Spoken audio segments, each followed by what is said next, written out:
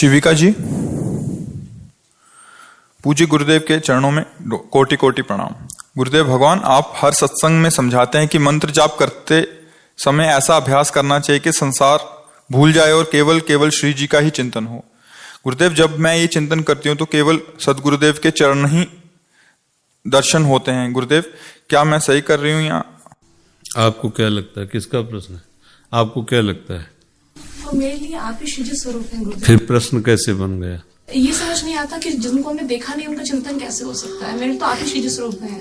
तो आप आधार पकड़ लिए, सवाल हल हो जाएगा। फिर आपको ये प्रश्न कैसे बन गया कि ये ठीक है कि नहीं? गुरु चरणों का ध्यान करते हैं तो ये ठीक है कि नहीं, ये प्रश्न कैसे बन गया?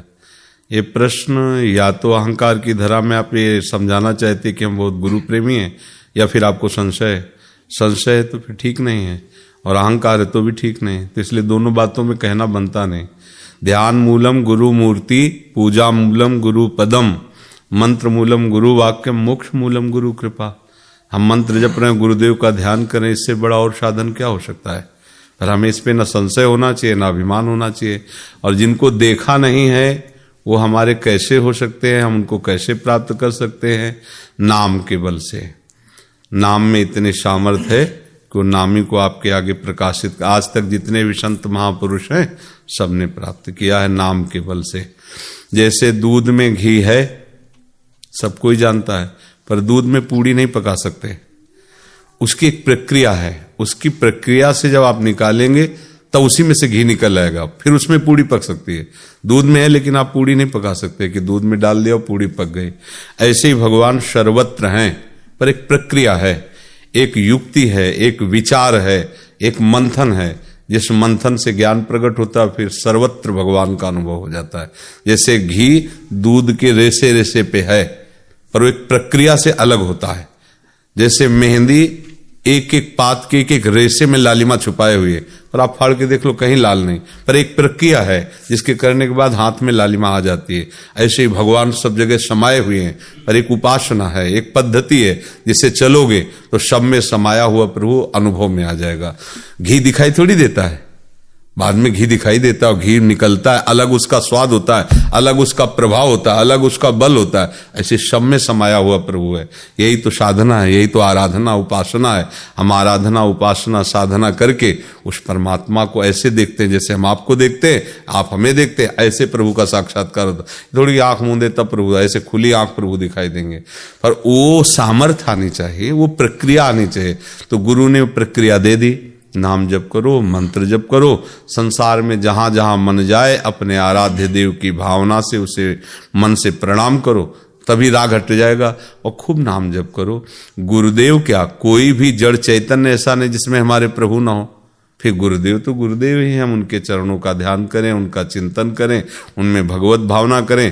तो एक जगह अगर हम भगवत भावना कर पाए तो सब जगह करने का हमें सामर्थ्य प्राप्त हो जाए। किसी एक जगह कर लो, जैसे हम विग्रह विराजमान करते हैं कि हमारे ये भगवान है, उसी से भक्ति बढ़ती है।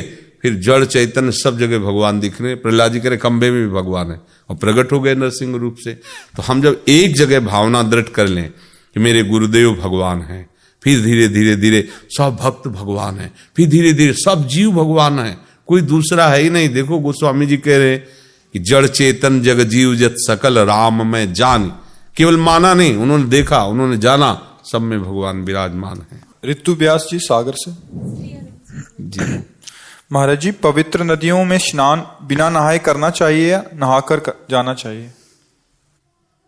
शास्त्री जो महापुरुषों से सुना है, जैसे आपको गंगा या यमुना स्नान करना है तो अपने घर में शौच निवृत्त हो, और जो अपवित्रता सहज में जैसे हाथ धो लेना, कुल्ला कर लेना, कमर से स्नान कर लेना, फिर इसके बाद जाओ, फिर नदी में वहां जाकर पहले प्रणाम करो, आचमन करो, फिर जाकर वहां ऐसे करने का विधान नहीं, रगड़ने का विधान नहीं।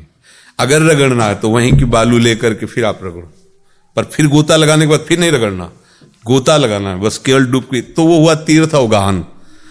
अपवित्रता जैसे मान लो आप वो उसी के जल से शौच गए, फिर वहीं कुल्ला और सब, ये अगर आप गृहस्थ हैं तो ऐसा ना करें।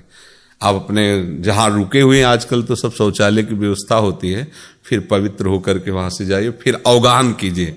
और जो कपड़े हैं उनको अपने पॉलीथीन में रख करके अपने बाथरूम में आके धोइए, वहीं गंगा जी में या यमुना।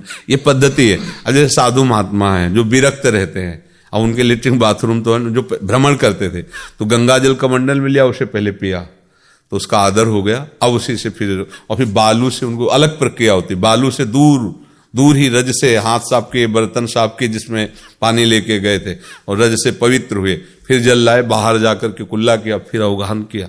चल, तो गृहस्थी में फिर इतनी पवित्रता रखे। अब जैसे आप वहां गए हैं, फिर ऐसा हो तो फिर ये प्रक्रिया कर सकते हैं जो साधु महात्मा करते हैं, नहीं वैसे पवित्र होके ही तीर्थावगाहन करना चाहिए। और ये साबुन लगाना और थूकना और मलना, ये तो बिल्कुल मतलब मूढ़ता है, ऐसा नहीं कर। जैसे गंगा जी है, यमुना, ये हमारे यहाँ केवल इनको जल ही थोड़ी माना गया, इनको साक्षात मूर्तिमान माना गया। देखो गंगा जी के पुत्र भीष्म जी थे ना, यमुना जी साक्षात श्री जी के सहचरी हैं, तो एक प्रवाह में है, और उनमें अब आप खखार रहे हो, थूक रहे हो, सब तो तीर्थावगान हो रहा है, पाप कर रहे हो। अब जैसे लोग जाते हैं ना, साबुन लगाया, ये सब नहीं तीर्थ। किसी भी कुंड में, किसी भी पावन नदी में जब आप तीर्थ भावना से स्नान करने जा रहे, तो ये सब नहीं करना चाहिए। वहां बहुत पवित्रता से अवगाहन मात्र करो, फिर चले आओ। प्रीति दीक्षित जी झांसी से। गुरुदेव सादर दंडवत प्रणाम। गुरुदेव, मन कभी दृढ़ भक्ति में और कभी सांसारिक दायित्व में पेंडुलम की तरह। नहीं, दृढ़ भक्ति है, फिर ये तो प्रश्न ही नहीं सही है। दृढ़ भक्ति और फिर सांसारिकता, सवाल कैसे हो सकता है? दृढ़ भक्ति और सांसारिकता, सूर्य उदय हो गया और अंधकार, प्रश्न ही नहीं बना ना। हाँ, आप भक्ति करना चाहती हैं पर आप भक्ति नहीं कर पा रहे हैं, ये प्रश्न तो। दृढ़ भक्ति, काम खत्म। दृढ़ भक्ति, संसार खत्म। दृढ़ भक्ति, तुम्हारा काम खत्म, अब उधर रंग चढ़ेगा भक्ति। दृढ़ भक्ति, यही तो शब्द है, दृढ़ भक्ति हो गई। अब क्या? दृढ़ माने दृढ़ता। अब कोई फैसला, किसी की ताकत नहीं, उसी को तो दृढ़ता कहते हैं। हमें हटा ना पाए, उसी को तो दृढ़ता कहते हैं। दृढ़ भक्ति और संसार चिंतन, बिल्कुल प्रश्न ही नहीं बना। हम भक्ति करना चाहती हैं या दृढ़ भक्ति में जाना चाहती है, पर हमारा संसार चिंतन नहीं छूटता, ऐसा प्रश्न बन सकता है। तो हम नाम जब शुरू करें, प्रभु की लीला गायन करें, खूब सत्संग सुने, धीरे धीरे अभ्यास करें, भोजन सुधार करें, बिना प्रभु को लगाए भोग हम ना पाएं, गंदी चीजें न पाएं जो संतजन नहीं पाते, जिसका निषेध करते हैं, और जो क्रियाएं शास्त्र विरुद्ध हैं वो न करें, जो गंदे आचरण वाले लोग हैं उनसे हम अपनी मित्रता न रखें, तो हमारा धीरे धीरे मन पवित्र होने लगेगा। भगवान की कृपा से हमारा मन भगवान में लगने लगेगा।